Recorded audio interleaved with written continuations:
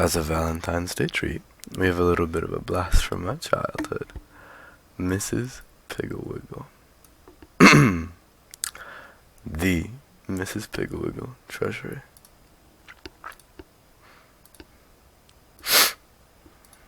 Excuse me, I'm a little bit sick still. Chapter 1. Mrs. Piggle-Wiggle herself. I expect I might as well begin by telling you all about Mrs. Piggle-Wiggle, so that whenever I mention her name, which I do very often in this book, you will not interrupt and ask, "Who is Mrs. Piggle-Wiggle? What does she look like? How big is she? How old is she? What color is her hair? Is her hair long? Does she wear high heels? Does she have any children? Is there a Mr. Piggle-Wiggle?" Mrs. Piggle-Wiggle lives here in our town. She is very small and has a hump on her back. When children ask her about the hump, she says, "Oh, it's a big lump of magic." Sometimes it turns me into a witch, other times into a dwarf or a fairy, and on special occasions it makes me into a queen. The children are all very envious of the hump, because besides being magic, it is also a convenient fastening place for wings. Mrs. Piggle-Wiggle has brown, sparkling eyes and brown hair, which she keeps very long, almost to her knees, so the children can comb it. She usually wears it on top of her head in a knot, unless someone has been combing it, and then she has braids or long wet curls or long hair just hanging, with a jeweled crown or flowers on top. One day I saw her digging in her garden wearing the jeweled crown and with her hair billowing behind her back. She waved gaily and said I promised Betsy, and Betsy is one of her children's friends, that I would not touch this hair until she came home from school.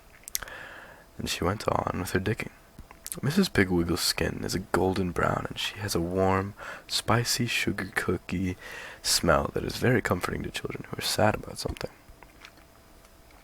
Her clothes are all brown and never look crisp and pressed because they are used for dress-up. She wears felt hats, which the children poke and twist into witches' and pirates' hats, and she does not mind at all. Sunday mornings, she takes one of the hats off the closet shelf, gives it a few thumps, pulls it firmly down fore and aft, and wears it to church. She wears very high heels all the time, and is glad to let the little girls borrow her shoes. Mrs. Piggle-Wiggle has no family at all. She says that her husband, Mr. Piggle-Wiggle, was a pirate, and after he had buried all of his treasure in the backyard, he died. She just has herself and Wag, her dog, and Lightfoot, her cat. The remarkable thing about Mrs. Piggle-Wiggle is her house, which is upside down. It is a little brown house, and sits there in a tangly garden. It looks like a small brown puppy lying on its back with its feet in the air. Mrs. Piggle-Wiggle says that when she was a little girl, she used to lie in bed and gaze up at the ceiling, and wondered what it would be like if the house were upside down. And so, when she grew up and built her own house, she had it built upside down just to see. The bathroom, the kitchen, and the staircase are right side up. They are more convenient that way. You can easily see that you could not cook on an upside-down stove, or wash dishes in an upside-down sink, or walk up upside-down stairs. In the living room of her house is a large chandelier, and instead of being on the ceiling, it is on the floor. Of course, it is really on the ceiling, but the ceiling is the floor, and so it is on the floor, and the children turn on the lights, and then squat around it, pretending it is a campfire. Mrs. Piggle-Wiggle says that her chandelier is the only one in town which is put to any real use. Her bedrooms all have slidey boards in them, because if you will look up at your attic ceiling, you will see that the slanty ceiling, when turned upside down, makes a fine slidey board. Also, all the walls are very close to the floor, and handy for the small children. For the first 5 or 10 years after the house was built, Mrs. Piggle-Wiggle climbed in and out of her rooms over the high doorways, but now she has little steps, which are just the thing to practice jumping. She gives the children chalk so they can mark on the rug how far they jump. Nobody knows how old Mrs. Piggle-Wiggle is. She says she doesn't know herself. She says, "What difference does it make how old I am when I shall never grow any bigger?" Mrs. Piggle-Wiggle's dog, Wag, has puppies every once in a while, and so she keeps a long list of names of children who want them on a blackboard in her kitchen. For Lightfoot, the cat's kittens, she has a long waiting list on the blackboard in the dining room. Mrs. Piggle-Wiggle's backyard is full of big holes where small boys dig for Mrs. Piggle-Wiggle's buried treasure, and her front yard is full of flowers which little girls pick, jam into vases, and place about her living room or carry to their teachers. Every child in town is a friend of Mrs. Piggle-Wiggle's, but she knows very few of their parents. She says grown-ups make her nervous. For the first few years after she built her house, Mrs. Piggle-Wiggle lived there all by herself, except for Wag and Lightfoot, and she was very lonely. Then one dark, rainy afternoon, when she was baking sugar cookies and thinking about how much fun it would be if she knew someone besides Wag and Lightfoot to invite for tea, she happened to look out of her window, and there, coming up the street in the pouring rain, dragging a big suitcase and bawling, was a little girl. Mrs. Piggle-Wiggle wiped the flour off her hands and hurried right out into the rain and invited the little girl in for tea. The little girl's name was Mary Lou Robertson, and she was 8 years old and quite fat, and she was running away from home. She told Mrs. Piggle-Wiggle all this after she had drunk 3 cups of cambric tea and eaten 7 sugar cookies. She said, "I'm running away from home because I hate to wash dishes. All I do is wash dishes. I'm just a servant. Dishes, dishes, dishes. Wash, dry, put away. That's all I do. My mother doesn't love me at all. She isn't my real mother anyways. She probably got me out of an orphanage just to wash her dishes." Mary Lou began to cry again, so that the 8th sugar cookie got quite soggy before she finished it. Mrs. Piggle-Wiggle said, "Isn't she your real mother?" Mary Lou said, "She says she is, but no real mother would make you wash dishes. Wash dishes. Wash dishes." "Now that's a funny thing," said Mrs. Piggle-Wiggle. "I mean, you're hating to wash dishes so much because, you see, I like to wash dishes. In fact, I enjoy washing dishes so much that a cause of great sorrow to me is the fact that the only dishes I must wash are for Wag, Lightfoot, and me. 3 or 4 dishes a meal, that is all. When I wash dishes, Mary Lou, I pretend that I'm a beautiful princess with long, golden curly hair." Mary Lou's hair was jet black and braided into 2 stiff little pigtails, and apple blossom skin, and forget-me-not blue eyes, and I have been captured by a wicked wish, and my only chance to get free is to wash every single dish, and have the whole kitchen sparkly clean before the clock strikes. For when the clock strikes, the witch will come down and inspect and see if there's a crumb anywhere, if there are pots and pans that have been put away wet, if the silverware has been thrown in the drawer, or if the sink has not been scrubbed out, the witch will have me in her power for another year. Mrs. Piggle-Wiggle looked at the clock and jumped up. "It is 10 to 4, Princess, and we have so much to do. Hurry, hurry, hurry." Mary Lou also jumped up and began carrying the tea things to the sink, and Mrs. Piggle-Wiggle whisked them in and out of the dishwater. When Mary Lou dried them, and Mrs. Piggle-Wiggle hurried as fast as she could and put the cookies things away, and every once in a while she would stop and say, "Hark, Princess, do you hear the thump of the witch's big, gnarly cane?" Then Mary Lou, her braids bobbing up and down with excitement, would say, "I hear it, Princess. It is coming closer and closer." Soon the kitchen sparkled. The dishes were washed and dried and put away, and every crumb had been swept off the floor. Mary Lou even curled Lightfoot's tail neatly round her legs and smoothed Wag's fur. Just before the clock struck, Mrs. Piggle-Wiggle said to Mary Lou, "Princess, I must leave you now, but show the witch your work, and oh, I do hope you will be freed." Then she went upstairs, and pretty soon down the stairs came a terrible old witch, with a long black dress, a tall black hat, and a big, gnarly black cane. Mary Lou was very scared, till she saw the sparkly eyes of Mrs. Piggle-Wiggle under the black hat. She showed the witch the kitchen, and the witch took out the cooking pans and carried them over to the light to see if they were clean and dry. She got down on her knees and, squeaking like a rusty gate, to see if Mary Lou had swept under the stove. She felt inside the teacups to see if there was sugar in the bottoms, and she put on her glasses to examine the sink, but she could not find anything wrong. So she handed Mary Lou the key to the kitchen door and screeched out, "You are free, Princess, but I will get you again, never fear."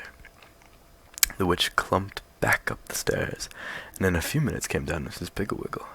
"Well," said Mrs. Piggle-Wiggle, "do you see why I like to wash dishes?" Mary Lou said, "Oh, Mrs. Piggle-Wiggle, that was the most fun I had ever had." Mrs. Piggle-Wiggle said, "Oh, of course you can have more fun than that I can, because you have so many more dishes to wash. If only I had more dishes and could take longer, I would be a princess with curly, yellow, long hair, apple blossom skin, blue eyes, and a beautiful voice, and I would sing sad songs over the dishpan. Also, if I had more dishes, I would have the witch ride through the night on a broomstick, and I would creep out to the back porch to see if she was coming. I could hear her land with a thump on the roof, and I would slip upstairs to see if she was going to slide down the chimney, or thump down the stairs. Oh, there would be ever so many exciting things to pretend if only I had more dishes to wash.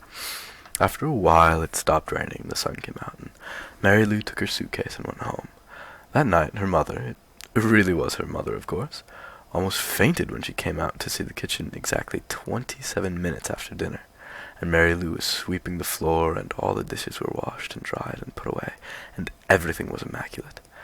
Mrs. Robertson rushed in and called Mary Lou's father, and he came out to the kitchen and pretended to fall on the floor with surprise. And then he said to Mary Lou's mother, "I like your new maid, madame. In fact, she is so much better than Tilly Slopwash, who used to be here, that I think we should invite her to the morning pictures show some early evening." Then Mary Lou told him all about Mrs. Piggle-Wiggle, and Mary Lou's mother said, "Yes, I remember seeing that odd little house. She sounds like a charming friend, and if you are certain that she invited you, you may go over there after school tomorrow." The next day after school, Mary Lou went to see Mrs. Piggle-Wiggle. She took her best friend, Kitty Wheeling, with her, and Mrs. Piggle-Wiggle was very glad to see them, and showed them through her upside-down house, and served tea and cookies. Kitty said, her mouth full of cookie, "My worst trouble is bed-making. I just cannot get them smooth. I'd much rather wash dishes like Mary Lou, but my mother won't let me change with my sister Sally, who washes the dishes, until I have learned to make beds properly. Oh, I just despise to make beds." Mrs. Piggle-Wiggle poured herself another cup of tea, gave a saucer of cream to Lightfoot, and 4 cookies to Wag, and then said, "If you think you have a hard time making beds, Kitty, imagine how hard it is for me. You see, the cruel queen sleeps in my beds every night, and inspects them every morning, and if she finds a single wrinkle, even one as big as a pin, she'll have me thrown in the dungeon. Come upstairs, and I'll show you how I have to make beds." They went upstairs, and Mrs. Piggle-Wiggle threw the covers clear off the foot of one of her beds. Then she had Kitty help her make it, and when they finished, it was as smooth as the floor, no wrinkles. Mrs. Piggle-Wiggle said, "The secret is to throw the covers way back. You simply cannot smooth up a bed, because if you do, there might be a wrinkle down by the foot, and of course, the cruel queen will find it, and then down into the dungeon." Mrs. Piggle-Wiggle took the bed all apart again, and said, "Now, Kitty, you and Mary Lou make the bed while I tell the cruel queen you are ready for inspection." She went into the closet and shut the door. When she came out, just as Kitty and Mary Lou finished the bed, she was no longer Mrs. Piggle-Wiggle, but the wicked, haughty, cruel queen. On her head she wore a glittering jeweled crown. Her hair hung down her back in deep waves around her shoulders. She had a purple fur-trimmed robe on her face. She wore a smile so cruel it made Kitty's teeth chatter. She stalked over to the bed and lay down. With her golden slippers she felt the bottom of the bed. With her ringed fingers she felt the top and the sides. She stood up, and with her scepter she pulled back the spread to see if the pillows were wrinkled. Everything was perfect. The cruel queen's face became convulsed with fury. She yelled, "Not a wrinkle, not a single lump. I am furious. But never fear, little slaves, my day will come, and into the dungeon you will go. Come, my servants, we will go." Mrs. Piggle-Wiggle stalked into the closet. That was the beginning of Mrs. Piggle-Wiggle's friendship with the children. The next day, Mary Lou and Kitty's little brother, Bobby, and Bobby's friend Dickie went to Mrs. Piggle-Wiggle's for tea, and the next day they came, and each brought someone else, and pretty soon every single child in town had been or was going to Mrs. Piggle-Wiggle's house. She showed Bobby how to sneak out and get the fireplace logs without being caught by the Indians. She showed Dickie how the lawnmower is really a magic machine that mows down the enemy millions and billions at a time. She taught Max how to take out the ashes without making a sound, and without leaving a trace, to show the train robbers who were right on his trail that he and the sheriff had camped there that night. Mrs. Piggle-Wiggle certainly knew how to make work fun, and she also knew that there were certain kinds of work that children loved to do, even though they did not know how very well, like painting and ironing and cooking and carpentry. One day at Mrs. Piggle-Wiggle's, there were 2 little girls baking cookies, one little boy baking a pie and getting flour on the floor and eating most of the dough, a little girl ironing in a very wrinkly fashion, all of Mrs. Piggle-Wiggle's clean clothes, 4 boys with paint on their faces and feathers in their hair, chopping, kindling, 2 boys painting the doghouse, 3 girls darning old pirate socks of Mr. Piggle-Wiggle's, and pirates everywhere, digging in the backyard, shooting and yelling, running through the house and grabbing hunks of raw cookie dough. Mrs. Piggle-Wiggle was sitting in the corner of the living room, sewing on doll clothes. She was wearing the jeweled crown, and Kitty Wheeling was standing beside her throne, which was a chair with a tablecloth draped over it, dipping her hairbrush in a glass of water and making Mrs. Piggle-Wiggle's hair into long, wet curls. Kitty said, "Your Highness, shall I use the gold or the silver hairpins?" Mrs. Piggle-Wiggle said, "Oh, let's use the ones with the diamonds in them, hairdresser. They look better with the crown." Just then, the telephone rang, and it seems we're gonna have to finish this chapter in the next.